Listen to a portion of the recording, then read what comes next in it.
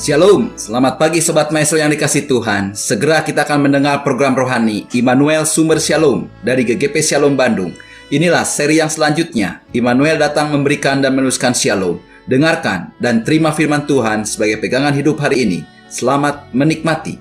Shalom, selamat pagi Sobat Maestro. Kita bersyukur kita boleh bertemu kembali dan kita boleh mendengar firman Tuhan sebelum kita melangkah masuk pada hari yang baru ini. Mari kita berdoa. Terima kasih Maha Besar Bapa yang di surga, penyertaan Tuhan semalam sehingga pagi ini kami boleh bangun lagi dan boleh bersiap untuk berkarya. Dan terima kasih ada kesempatan buat mendengar firman Tuhan. Mari Tuhan rendahkan hati kami, sederhanakan iman kami, arahkan kami dengan firman Tuhan. Dalam nama Tuhan Yesus Kristus. Haleluya. Amin. Shalom.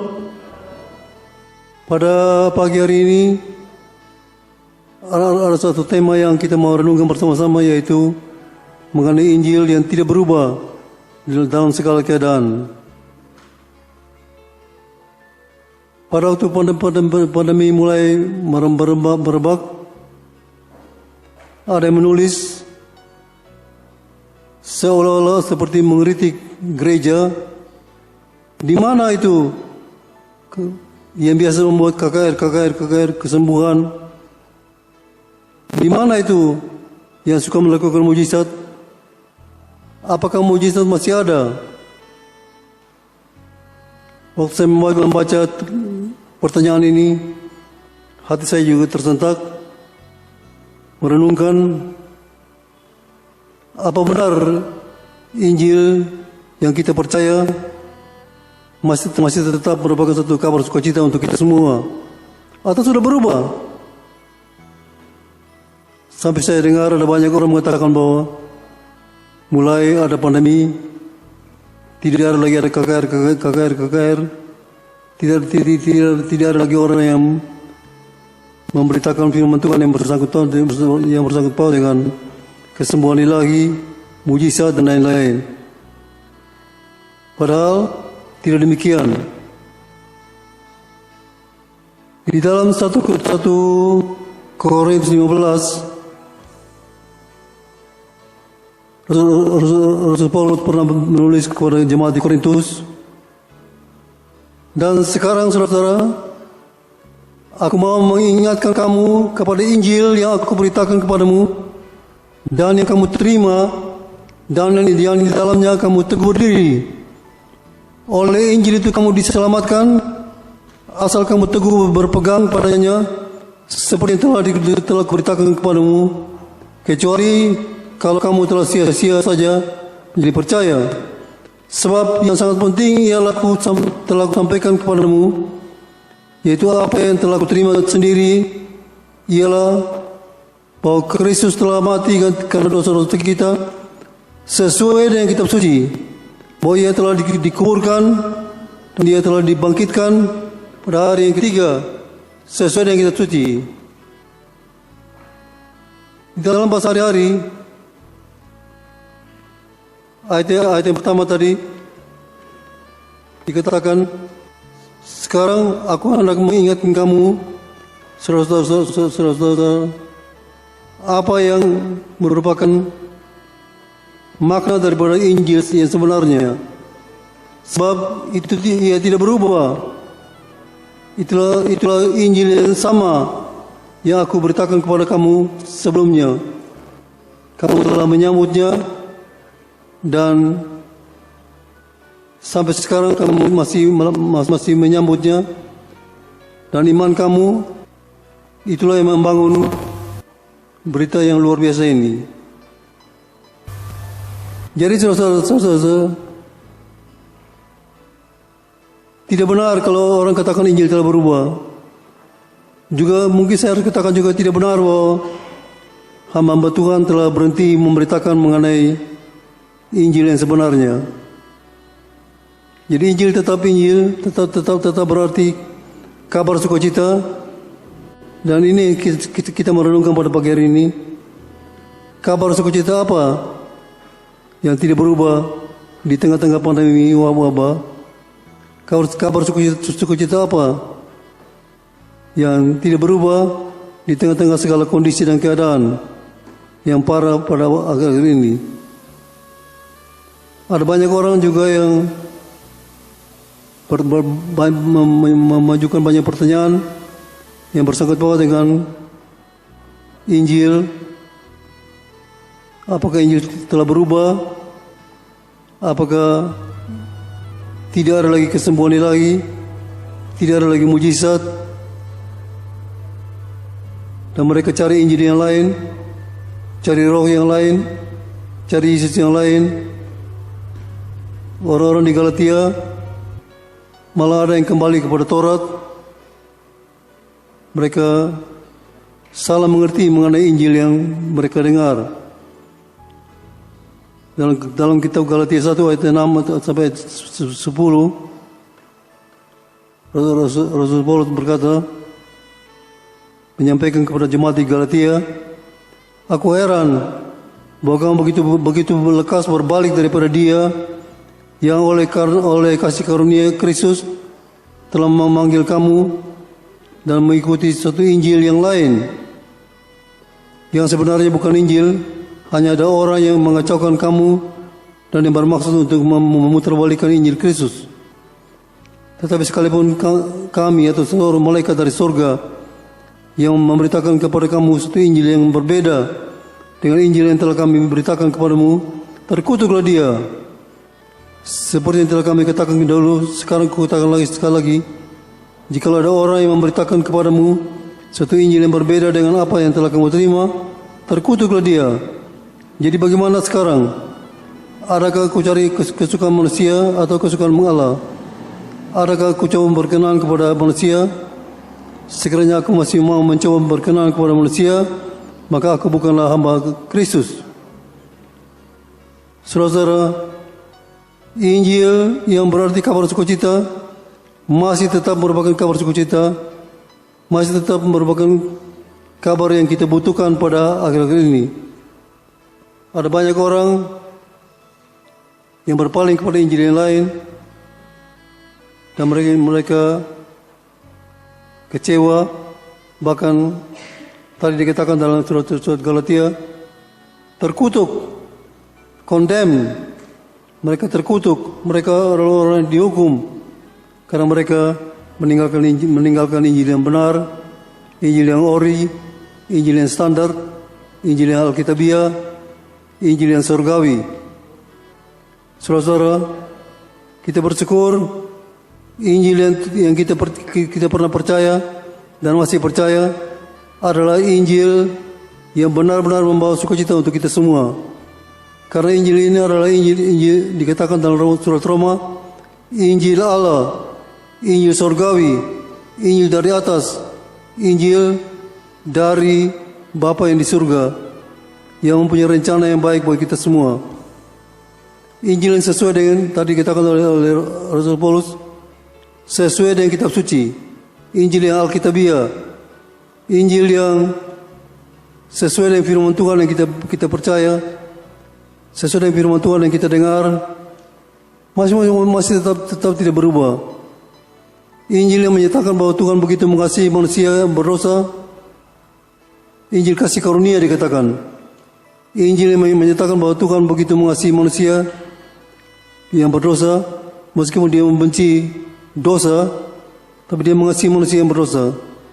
Karena begitu mengasihi, Alkitab mengatakan, karena begitu besar Tuhan mengasihi isi dunia ini, sehingga dikaruniakan jangan lagi yang tunggal, supaya siapa yang percaya pada dia tidak binasa dan mendapat hidup yang kekal. Jadi saudara, Injil tidak berubah, karena Injil dari Tuhan sendiri yang tidak berubah, Injil surgawi yang sesuai dengan firman Tuhan, Injil yang menyatakan bahwa Tuhan masih tetap mengasihi kita semua. Waktu ada beberapa orang Kristen yang meninggal karena COVID, ada yang mengatakan, apakah Tuhan tidak peduli? Apakah Tuhan tidak membela kebenaran firman Tuhan dan kemuliaan nama Tuhan lagi? Saya katakan tetap, karena Tuhan punya rencana yang baik buat setiap manusia. Bahkan mungkin ada beberapa saudara yang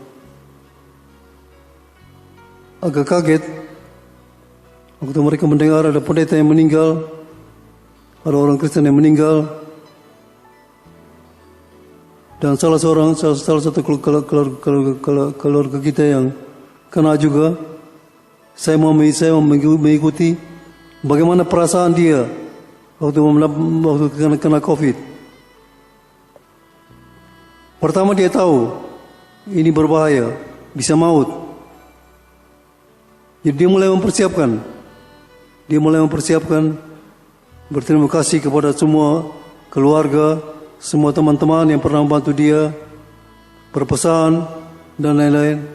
Tapi syukur Tuhan tidak memanggil dia pulang. Dia diberi kesempatan lagi keluar dari rumah sakit, masih hidup, dan dia mendirikan satu gerakan Kill COVID, membunuh COVID. Dia ingin sekali supaya bersama-sama dalam satu persekutuan membangun satu usaha untuk membunuh COVID. Ya, saudara-saudara, jadi Injil Kristus tidak berubah di masa pandemi wabah COVID-19 ini. Tidak berubah karena itu Injil dari Tuhan sendiri, dan Injil yang sesuai dengan firman Tuhan. Seringkali kita dengar juga disebut Injil Natal, karena Tuhan berbicara kepada manusia melalui perayaan Kristiani, antara lain Natal. Tuhan berbicara melalui banyak cara, melalui alam semesta, melalui bencana, melalui kesulitan, kesakitan, wabah, melalui malapetaka, juga melalui pemberitaan rutin, kesaksian, juga melalui perayaan Kristiani, antara lain Natal, di mana pada setiap kali ada perayaan, Injil diberitakan supaya orang mengetahui siapa Tuhan dan apa yang Dia telah buat untuk keselamatan kita. Nanti pada bulan Natal kita juga ada acara Natal secara online. Tuhan mau berbicara, mau menyatakan apa yang Tuhan telah buat untuk keselamatan manusia. Pada setiap kali Natal, Tuhan berbicara kepada seluruh dunia bahwa Dia yang mengasihi dunia ini, mengasihi orang berdosa, sudah datang untuk mencari dan menyelamatkan manusia yang berdosa. Jadi kalau masih ada orang yang mengatakan saya belum pernah mendengar Injil, mungkin Tuhan akan bertanya, kamu pernah tahu tidak ada Natal? Oh ya, saya tahu. Saya tinggal dekat rumah gereja. Saya dengar ada Natal. Bahkan mendengar puji-pujian, mendengar juga ada acara-acara. Apa yang mereka katakan? Katanya Tuhan sudah datang. Katanya Tuhan sudah datang untuk menjadi Immanuel. Tuhan yang disebut Tuhan Alkitab, Tuhan yang menjadikan langit, bumi, laut, serta segala isinya, sudah datang sebagai Yesus Immanuel. Tuhan yang begitu dekat dengan kita. Seorang hamba Tuhan berkata, Tuhan yang dapat kita mengerti dan terima. Yang dapat kita mengerti dan terima. Ada banyak binatang-binatang yang pintar-pintar, yang kadang-kadang ada sedikit mirip, seperti bahkan disebut orangutan, simpanse, dan lain-lain. Bukan saja pintar, tapi agak mirip. Tetapi sampai sekarang kita masih belum bisa terima dan mengerti, karena tetap berbeda. Dan kita bersyukur Tuhan sudah datang sebagai Immanuel, yang dapat kita bisa mengerti dan terima.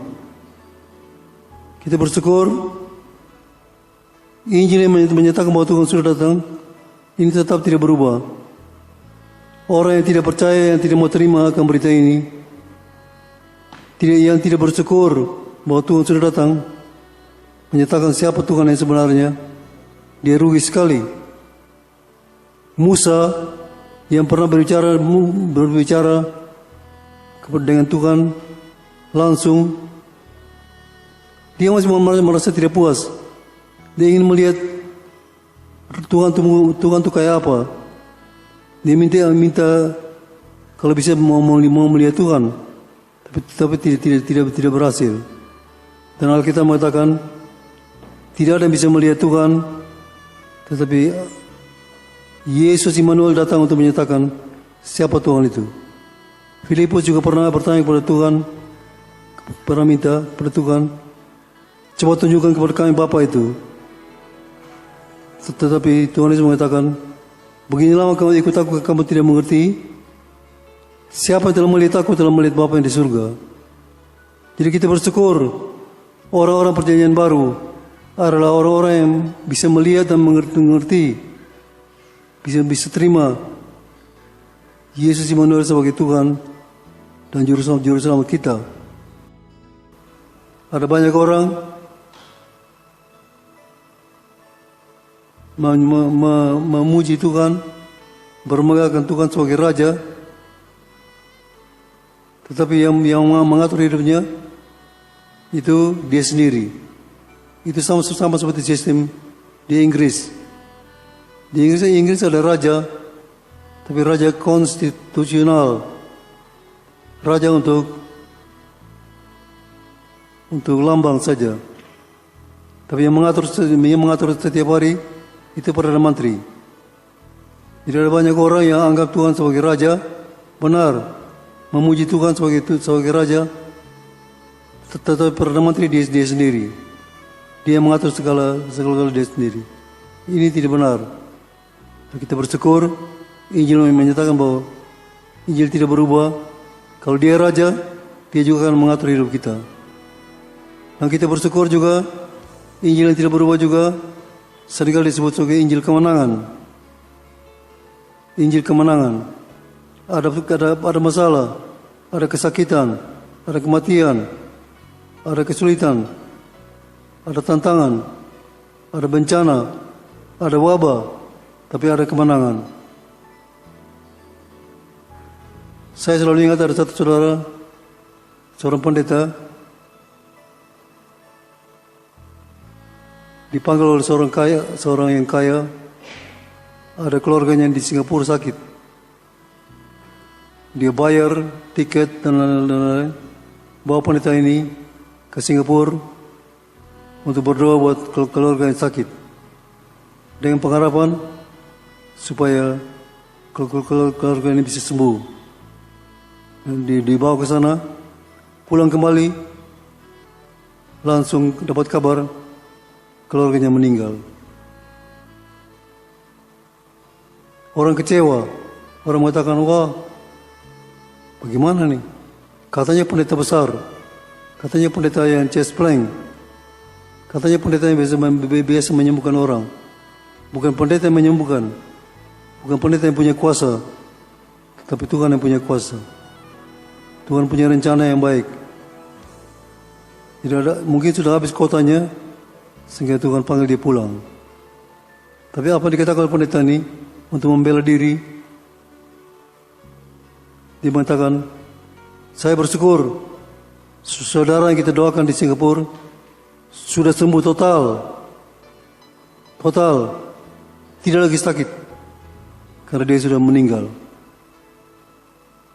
Dan kita bersyukur saudara, dalam kerajaan Allah Tuhan akan mengatur apa yang terbaik buat kita semua. Ada masalah, tapi ada kemenangan. Juga saudara, Injil yang tidak berubah juga menyatakan bahwa setiap orang yang percaya pada Tuhan Yesus, yang seringkali kurang ditekankan ini, proses menjadi orang Kristen, proses menjadi orang selamat, proses menjadi orang yang percaya pada Tuhan Yesus adalah orang yang dibawa kembali masuk ke dalam persekutuan dengan Yesus Immanuel. Itulah orang Kristen. Jadi orang Kristen adalah orang yang bertobat, dipimpin bertobat, percaya, masuk ke dalam persekutuan dengan anaknya Yesus Immanuel. Nah, itu yang kita peragakan, itu yang kita peringatkan, itu yang kita kembali menghayati setiap kali ada perjamuan. Kita mau kembali menikmati persekutuan dengan Tuhan. Saya senang sekali ada orang yang menulis itu waktu masa pandemi ini. Ini satu kesempatan yang baik untuk kita diperiksa, kita dites, kita diuji. Apakah iman kita itu menyatakan persekutuan kita dengan Tuhan atau tidak? Atau kita cuma sekedar orang gereja? Ke gereja dengan bermacam-macam alasan, ke gereja karena harus ke gereja karena harus antar, ke gereja karena ada diakonia di gereja, ke gereja karena ada bingkisan dan lain-lain. Atau kita benar-benar mempunyai persekutuan dengan Tuhan, sehingga meskipun tidak boleh ke gereja, harus online, kita tetap memelihara persekutuan dengan Tuhan. Itulah orang Kristen. Jadi orang Kristen adalah orang yang memelihara persekutuan dengan Tuhan, yang menikmati persekutuan dengan Tuhan, menikmati persekutuan dengan Yesus Immanuel dimanapun dia berada. Secara online, oke. Di gereja, oke. Dimanapun mereka berada. Ini kesempatan yang baik untuk kita kembali menikmati persekutuan dengan Tuhan. Mungkin karena dosa dan kesalahan, kita telah mundur, kita telah menjauhkan diri, kita telah merusak persekutuan dengan Tuhan, melawan, menduka citakan Roh Kudus. Pada setiap kali perjamuan, kita kembali kepada persekutuan dengan Tuhan. Sehingga ada orang yang pernah berkata kepada saya begini, kenapa ya? Saya lihat di gereja, waktu ada perjamuan, kok nggak ada yang nangis katanya. Saya bilang, kenapa? Biasanya orang nangis. Nangis apa? Nangis karena Yesus mati ganti kita. Jadi saudara-saudara, kita bersyukur kita yang dulunya meninggalkan Tuhan, menjauhkan diri dari Tuhan, memberontak kepada Tuhan, boleh kembali menikmati persekutuan dengan Tuhan. Itulah sebabnya Tuhan pernah berkata kepada murid-murid dan orang banyak waktu itu, siapa yang tidak makan dan minum tubuh dan darah Tuhan tidak mempunyai hidup yang kekal. Artinya siapa yang tidak menikmati persekutuan dengan Tuhan, itu yang membuat gampang sekali dia berubah. Ada banyak orang yang waktu masa pandemi tidak boleh ke gereja, akhirnya juga tidak lagi berdoa, tidak lagi memuji Tuhan. Itu salah. Kalau kita betul-betul adalah orang yang dalam Kristus, menikmati persekutuan dengan Tuhan, maka dimanapun kita berada, kita tetap memuji Tuhan, tetap berdoa, tetap bersyukur, meskipun secara online. Yang terakhir, saudara, seringkali Injil yang tidak berubah juga dikatakan Injil 4 berganda, Injil 4 dimensi. Injil yang menyatakan bahwa Tuhan kita adalah bukan saja juru selamat, tapi juga Tuhan yang menyucikan, Tuhan yang menyembuhkan, dan Tuhan yang akan datang sebagai Raja yang mulia untuk menjemput kita semua. Jadi kita bersyukur Tuhan kita itu telah menyatakan Injil yang tidak berubah untuk kita semua, supaya kita semua boleh menikmati persekutuan dengan Tuhan. Amin. Mari kita berdoa. Terima kasih Maha Besar Bapa yang di surga, Tuhan telah berbicara, Tuhan telah berfirman. Biarlah Tuhan juga yang menyempurnakan, meneguhkan dan membenarkan setiap firman yang telah kami dengar pada pagi hari ini, dan Tuhan sendiri juga yang memimpin kami dalam seluruh kegiatan kami pada hari ini. Tuhan memberkati semua yang telah mendengar pada pagi hari ini. Yang sakit Tuhan sembuhkan, yang lemah Tuhan kuatkan, yang ragu-ragu Tuhan mantapkan. Ada masalah-masalah dalam rumah tangga, dalam usaha dan pekerjaan, Tuhan pimpin keluar yang satu kemenangan. Tuhan memberkati juga Radio Maestro dengan segala pergumulannya, sehingga melalui radio ini nama Tuhan boleh dipermuliakan. Dalam nama Tuhan Yesus Kristus. Haleluya. Amin. Kita telah mendengarkan firman Tuhan yang berkuasa, meneguhkan, menyegarkan, bahkan memulihkan kita. Kalau saudara ingin pelayanan konsultasi lebih lanjut, saudara bisa menghubungi GGP Shalom, Jalan Semar nomor 36 Bandung, telepon 6012-604. Saudara-saudara yang belum mengambil keputusan di mana saudara akan hidup berjemaat, saudara dan keluarga bisa berbakti bersama kami pada hari Minggu, jam 7, jam 9 pagi, dan setengah 5 sore. Kami mengundang dan menanti saudara sampai bertemu kembali pada waktu dan gelombang yang sama. Tuhan memberkati.